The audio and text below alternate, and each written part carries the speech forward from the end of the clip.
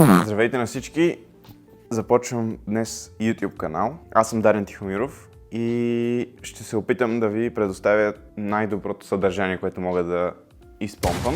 Да се преместя на по-хубава светлина. Занимавам се с TikTok от година горе-долу, като реших да започна YouTube канал. И да, снимам го това без никаква идея в момента, понеже просто ми се почва нещо. В смисъл, искам да започна с YouTube, затова нямам представа какво да снимам в момента. Но за следващото видео ще бъде измислено. Сега просто да преодолея страха от това да се кача в интернет. И да, сега се надявам да си стартирам нещо мое, като този YouTube акаунт. И също така не мисля да снимам някакви скучни видеа, които са от сорта просто да говоря 10 минути. Може би това ще е това видео, но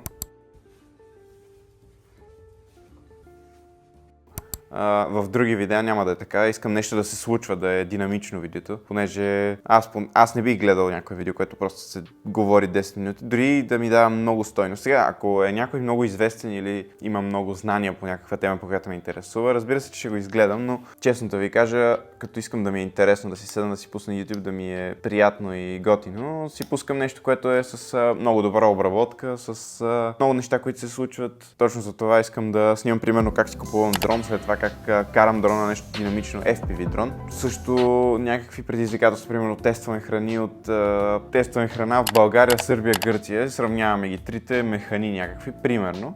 Или пътувайте с мен до морето, ама на морето се случват някакви неща. Нали се снимат само интересните неща. И да, като за сега оборудване имам само микрофон, гимбъл и случайно, нали, в бъдеще мога да си взема и дрон. Не случайно, но ще си взема в бъдеще дрон. Също друго нещо, което исках да спомена е, че да говориш пред камера не е толкова лесно, колкото си мислите. Сега ще ви покажа какво аз правя в момента през цялото това време, което говоря. Ето това, махам му батерията, така да, капачето на батерията и му я слагам. Понеже не мога да се фокусирам да гледам в телефона, в една такава камерка, ето точно тук. Аз си гледам себе си, защото съм с обърната камера към мен. В момента гибела ме траква, затова така се мърда, не ме снима някой. И да, друго какво да кажа, не знам, не искам просто 10 минути да стоя да си говоря едно и също. Ще ви разведа. Да, не знам много какво да покажа. Друго нещо, което мога да кажа е, че също може да има видеа, в които показвам моя прогрес в фитнеса, тъй като от началото на годината се опитвам да сваля килограми. От 103 паднах на 91, докато целта ми е 83-4 някъде там.